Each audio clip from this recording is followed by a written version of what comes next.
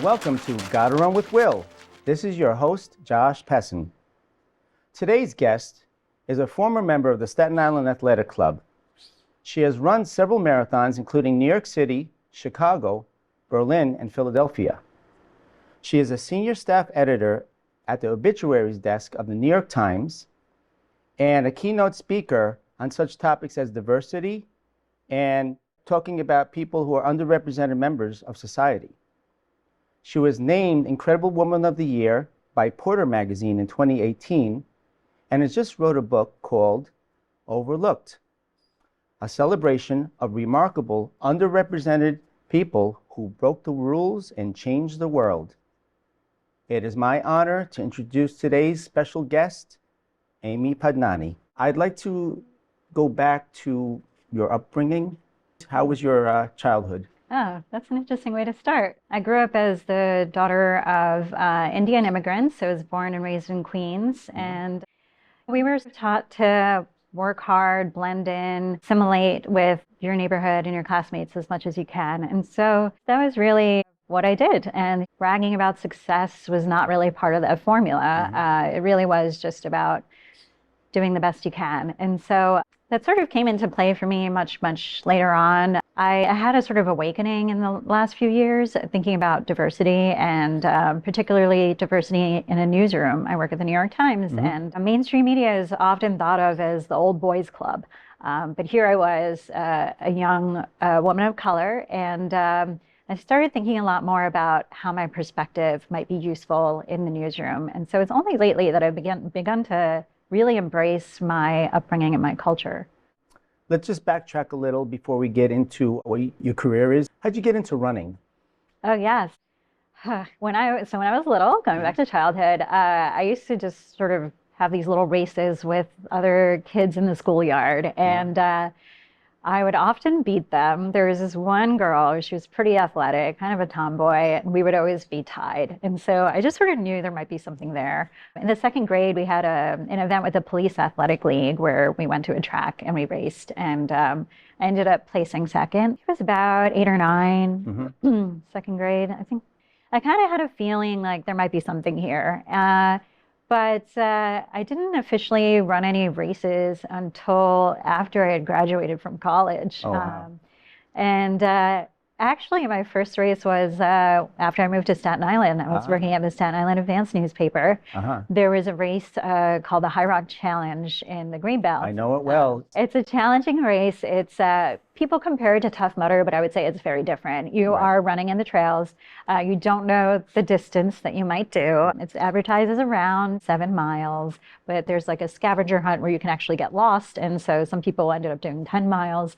But it's a partner race. Right. And so you sometimes have to do things like climb up a wall, which is challenging, but other times you're covering your eyes and drawing a goatee on your partner's face with a marker. It's just like a really whimsical, fun race. A strange race for it to be your first. Right. I'll say that. But I have this little bib folio at home with all my bibs. And when you open it, the first one you see is one from the High Rock Challenge, just covered in mud. My first official race. Wow. Not even a 5K. That was the first race. Trial by fire in a weird way there. Yeah. It was exhausting. But in fact, we know each other through the Staten Island Athletic Club. Right. And it was such a wonderful community. I started showing up at all of the local community races, and I just fell in love with it. Yeah. So before long, I was training with everybody in the trail runs and all of that on the weekends, and somebody suggested I sign up for a half marathon. And so did okay. I got kind of dehydrated toward the finish, and I was like, was this a good idea? I signed up for another one in Queens, and I felt much stronger. And so that day I decided I'm going to sign up for my first marathon in Philly. Yeah, I haven't really looked back. In fact, I got my dad in his late 60s. I got him into running, and he just caught the bug so quickly. He's run maybe more marathons than I have in a shorter amount of time. And he wanted to do New York City. And I said, well, if you're doing New York City, I have to do New York City. And so we ran it together a couple That's times. beautiful. Yeah. I was so happy to bring him into it. And so it gave us something to really bond over. He has a metal display case in his house. I have my own. And so we talk about running all the time. It's just really wonderful. I know Staten Island has a much smaller running community population-wise, but it's a close-knit community. It really is. Yeah. And that was the beautiful thing about Staten Island. You could literally run into your friends in the park, you know? And so it Right. just really kept you motivated. Yeah. When was your first marathon? How long ago? It was 2013 How was that in for you? Philly. You know, I was doing pretty well until about mile 23. My legs felt like cement buckets. I never stopped to walk, but Was I that the slowed down wall? quite a lot. Maybe it was my wall. Yeah. Yeah. Usually in New York, people hit it around mile 20. But yeah, my legs were just so heavy. I remember just trying to make it through those last 3 miles. I never stopped to walk. I just slowed down a lot. So I Right. finished in like I think it was 5 hours and 2 minutes or something like that. How did you feel when you crossed the finish line and got your medal? Great. It was over with. It was a strange race because they, for some reason, put me in wave one, like Mm. right behind the pros. I have no idea why. I'm not a fast runner, and Wow. so I started running. I actually was running like an 8:30 pace, which is really fast for me in mile one. Yeah. And still, there were like waves and waves of people just running past me because they were Wow. so much faster. So it was kind of a strange way to start, but it was also kind of nice to start early and then finish early Right, and be right, able right, to right. celebrate at dinner and whatnot. Wow. Yeah. So tell me about your career as a reporter. How did that like begin? Yeah, sure. So I was always into journalism from a young age. I was into reading. I was a big nerd. I would complain that the library only allowed you to take out 25 books maximum at a time when I was a kid. So I would go through books so quickly, and I love telling stories. And so I would write these little stories and share them with my friends. And they said, you have to write more, you know, and people were so engaged. Right. And so when I started thinking, you know, again, my parents are Indian, so they make you think about your career when you're very little. And Right. they said, what are you going to do when you grow up? I said, journalism, you know, I want to stick with storytelling. And it was tough. They were, you know, in India, you're either a doctor, you go into finance, you're an Oh, engineer. it's Like, not the typical career path. no, yeah. So I had to fight really hard to prove it to them. I had a lot of internships. I freelanced throughout college. My very first journalism experience was when I was 14 and I volunteered for my hometown weekly, the Queen's Gazette, Wow.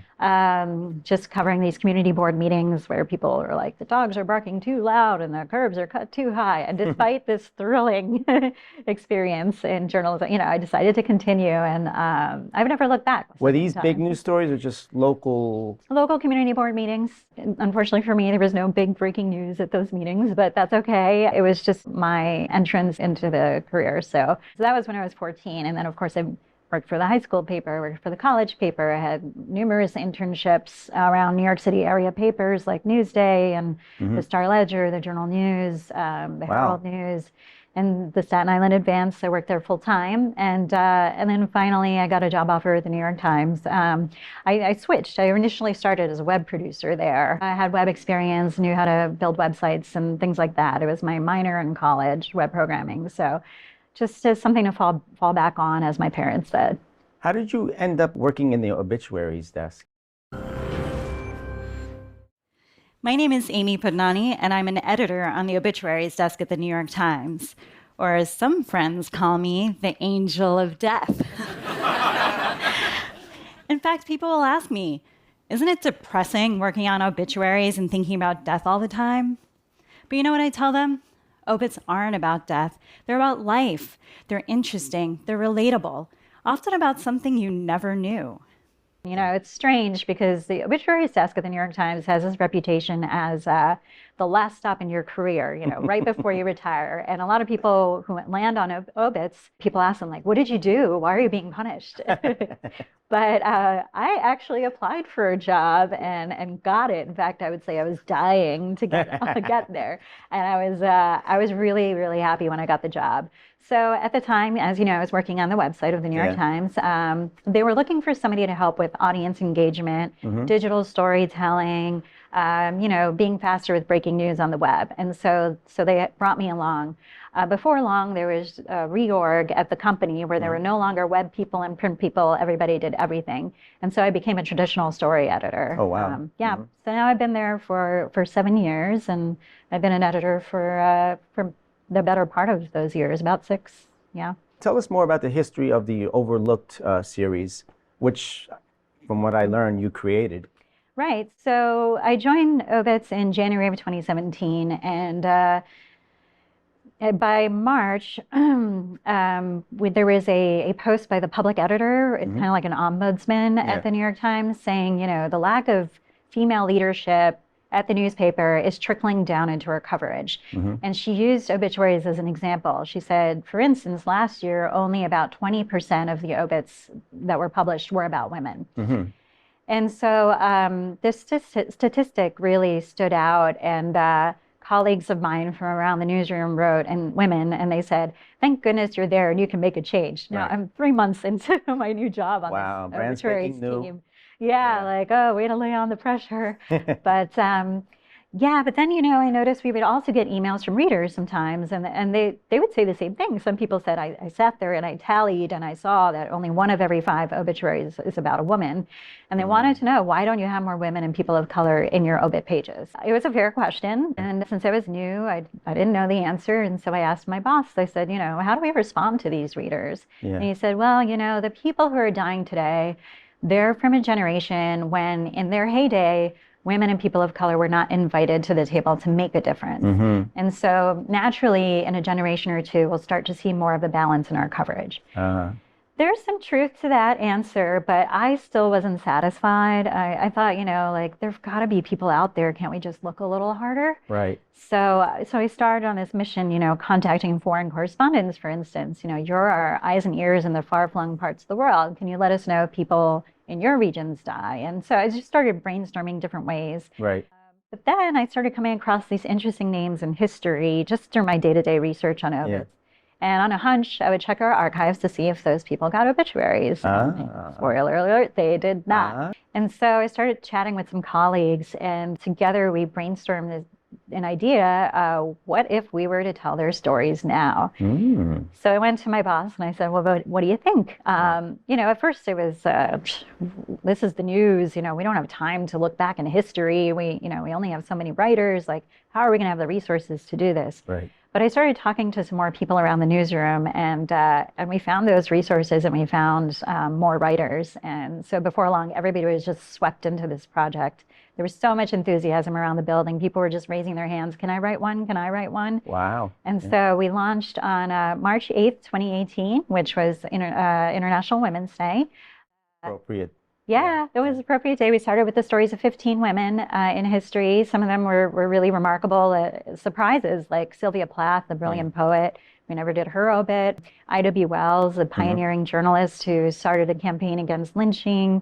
Diane Arbus, who is a photographer who focused on people who are on the outskirts of society. Right. And then there were some people who were not so well known, but still did amazing things to shape our lives. And so we started with this package of 15 in a special section.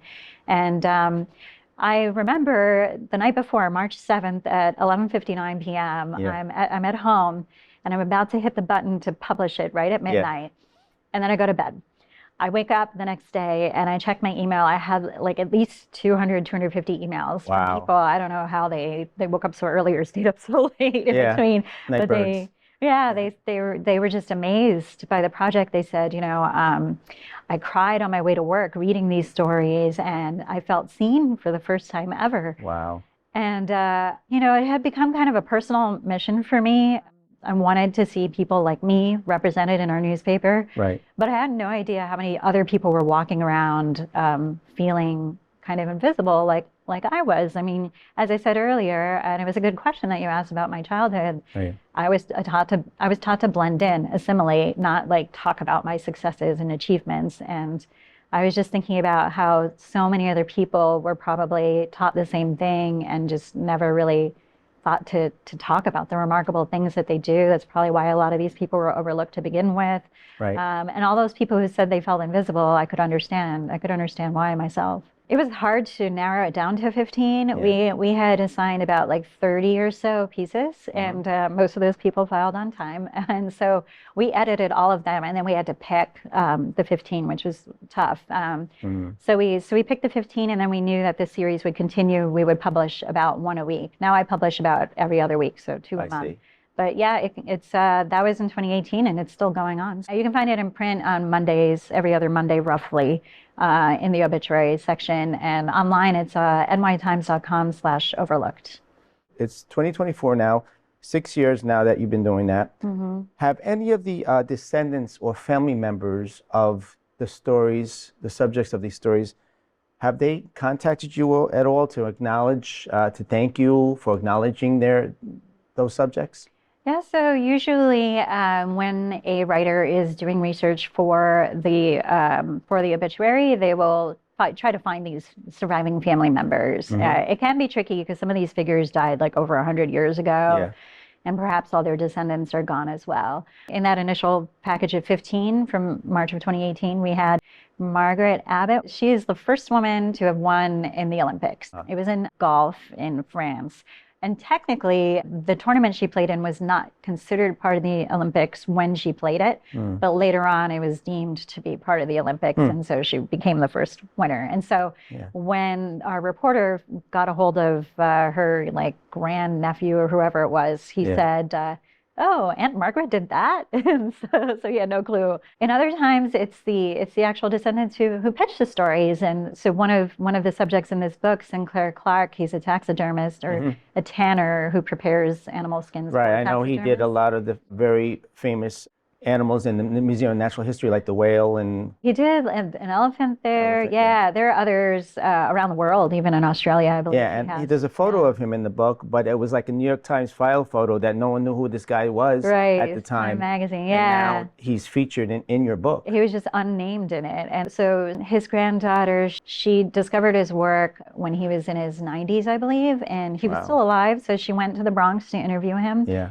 He didn't have a lot to say, and he just didn't, he didn't brag about himself or anything like that.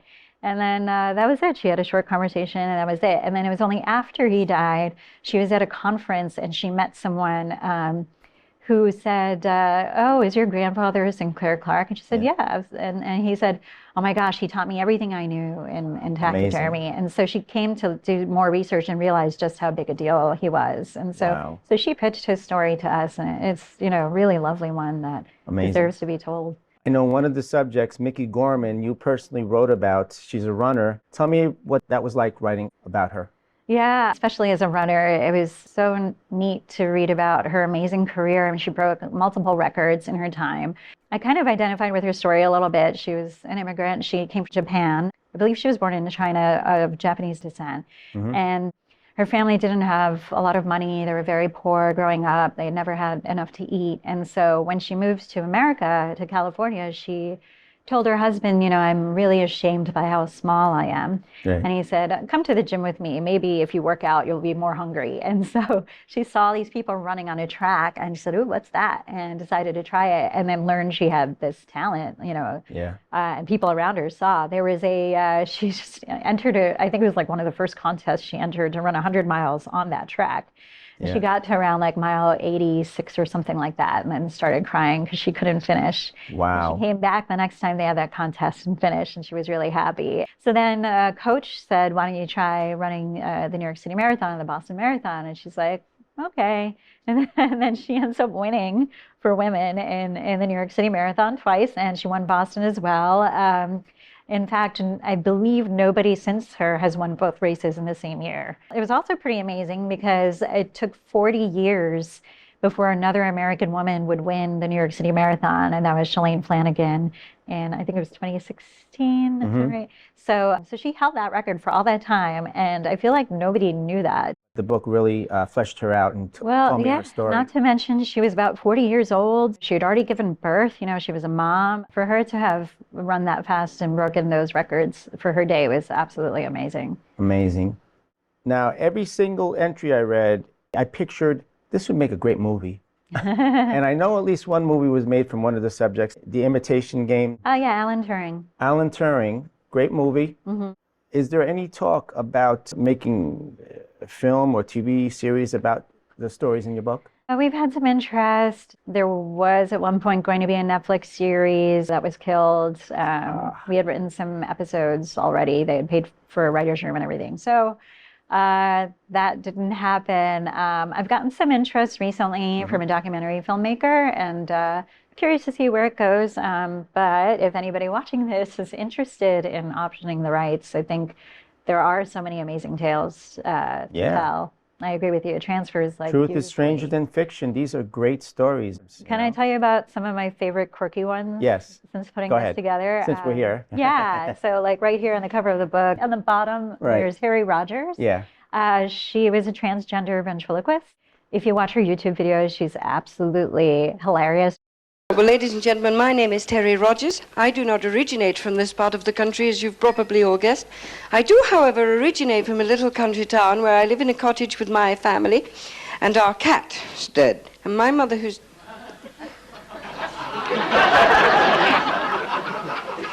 Beg your pardon? It's dead.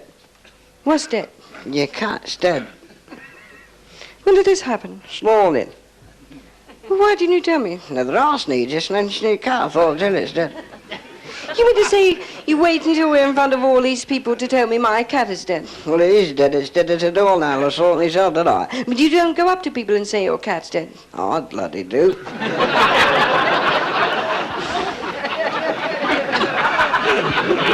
Well, you're not supposed to. No. No. Why not? Well, it hurts their feelings. Sir? Can you have broken it to me quietly? Your cat's dead.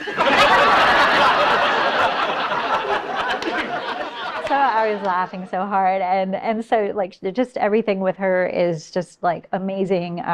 So talented. Ventriloquists today will say you need these 3 things to be a successful ventriloquist.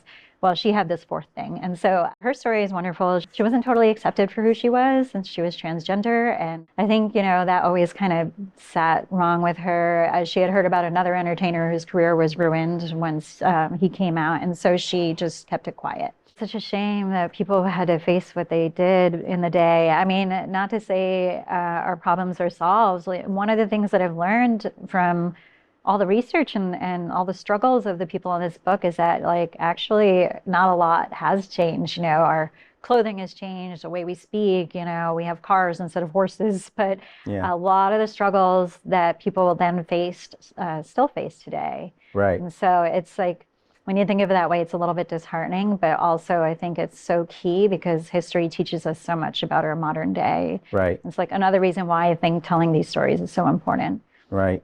And how often did newly acquired information about the subjects in your book lead to a more complete story about their lives?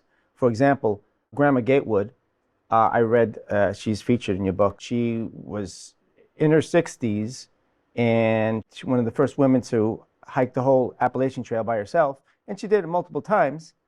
And many years later, towards the end of the entry for her, I think her child or grandchild found a journal, and she wrote in her journal that she was abused and raped like every day practically. By her husband. So were there other stories like that where new information? Yeah, absolutely. One of the benefits of Overlooked is that you can see since the time of their death to today, for instance, like what sort of larger impact do they leave on the world. Last week in the newspaper, we had Beatrix Potter, who wrote The Tale of Peter Rabbit. She didn't get an obituary when she died. Since then, she's been represented by Renee Zellweger in a biopic, and countless stuffed animals have been made about Peter Rabbit, and Right. Yeah. Movies and whatnot. And so you definitely could have the benefit of hindsight. And yes, there is information that comes out after the fact. I'm trying to remember, there is one woman, I want to say her name is Gertrude Beasley, not in this book.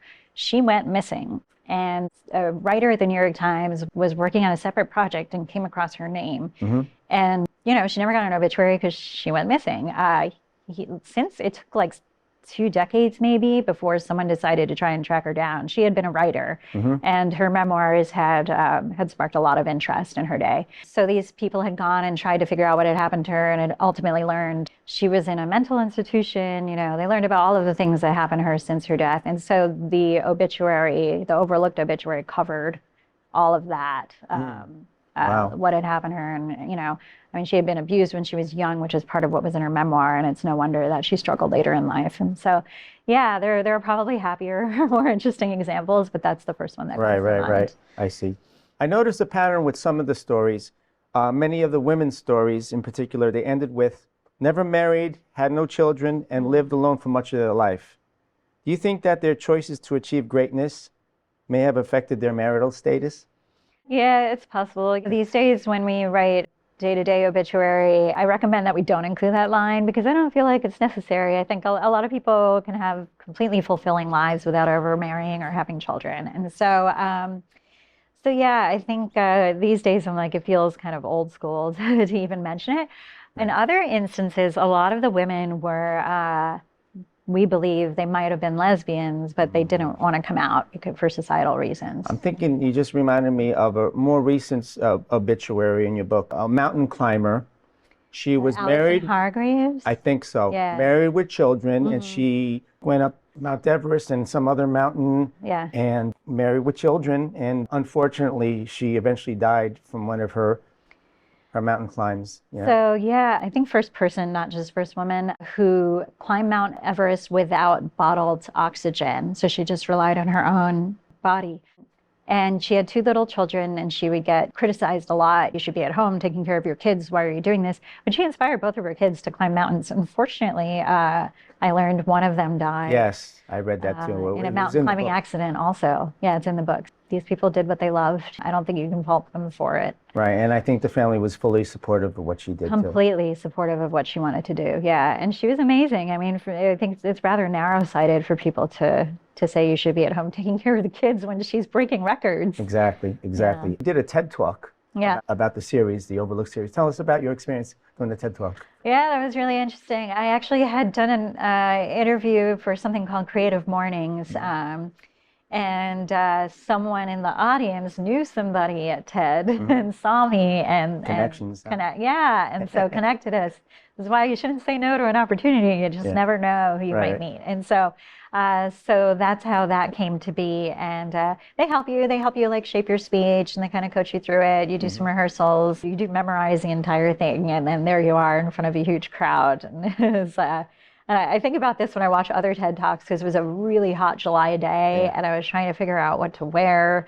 And so I'm, like nobody's going to know watching this that it was a very hot July day. And so I'm wearing pants and long sleeves in the video. But yeah, I wonder about what other people do. But in any case, yeah, it was really cool because the theme that day was trailblazers, and all of the other people who were speaking that day were just brilliant, and because they were all trailblazers in their own way. And so we all like got to know each other and stayed friends for a little while after that. Right after you created Overlooked, soon after that, from what I read, because I looked you up on Google and I found out that your concept inspired a play. Yeah, it was at How did that feel like? it was at Northwestern University. I actually went to do a talk there, and the students said, "Oh, we're working on this play. Would you come and talk to the students who are writing it?" And some of the little details they were talking about were eerily similar.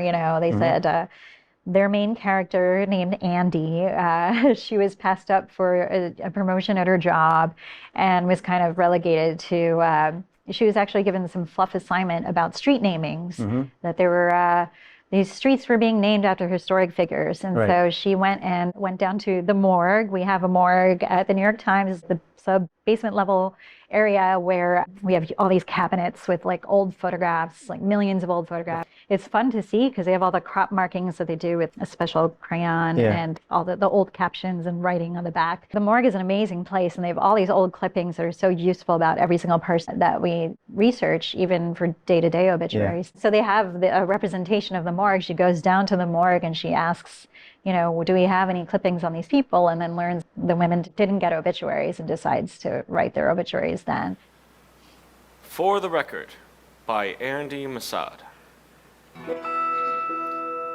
Since the dawn of journalism, reporters have honored thousands we have lost through touching obituaries, making sure their impact and legacy stays with us forever. But many have been left out. These individuals were groundbreaking. Women that broke through many barriers and created many firsts. All managed to achieve success in their lives, but none were ever granted the honor they deserve through an obituary. It is my hope with this article to honor these women, to give them their long-awaited moment in the spotlight, to finally tell their story.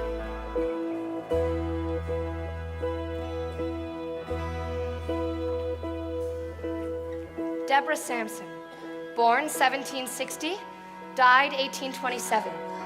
Disguised myself as a man to serve in the Continental Army, and help win freedom for the United States. Jeanette Rankin, born 1880, died 1973, was the first woman elected to the United States Congress and is still the only woman to have ever served from the state of Montana. But darkness is defeated with the smallest light, a tiny light. So you ride, and you see her. Suddenly she's real. The wishes and the triumphs and the mysteries revealed. You know her. Don't let her fade away. Tell her story, and maybe you can change her fate. Some of them died before 1851, which is when the New York Times began publishing, so they wouldn't have been included and overlooked. But it was a really neat experience. I went back to Northwestern and saw the show and then did a talk afterwards. It must have felt great. I mean, all those students, they were just so enthusiastic about it. I loved it. Yeah. Wow. All right, with that being said, when is your next marathon? Ooh, London Marathon, yeah. In fact, I was a few minutes late to the studio today because I was running 12 miles this morning. Okay. And then I got home and I was a little more tired than I thought, so I needed to wake up. But yeah, so I have London in April. I'm really excited about it. I'm working toward the World Six Majors, the Abbott World Six Majors. And so after London, I'll have Boston and Tokyo. That's a very popular goal with a lot of runners now. Yeah, you know, it wasn't so popular before. They have numbers on how many people have completed, and it's actually not that much. Right. But now it's become extremely popular. Yeah. So I'm excited. So Amy, thank you so much for your time in coming to the studio today to discuss your amazing book. Thank you. Every single story I read, like I told you before, it could be a film, you know? Yeah, well, if you don't mind me adding, there's a children's book and a middle grade book versions of these coming out in summer of 2025. Good to know. I'm a preschool teacher. Good to know. Oh, yeah, it'll be perfect. Thanks so much for coming. Really appreciate it. And thank you. You're welcome. And I would like to thank Freddie, Carla, and Tiffany of Manhattan Neighborhood Network for being the behind the scenes people and making this show happen today. And Master of Ceremonies, Will Sanchez, for the creator, the creative genius behind the show. And I gotta run.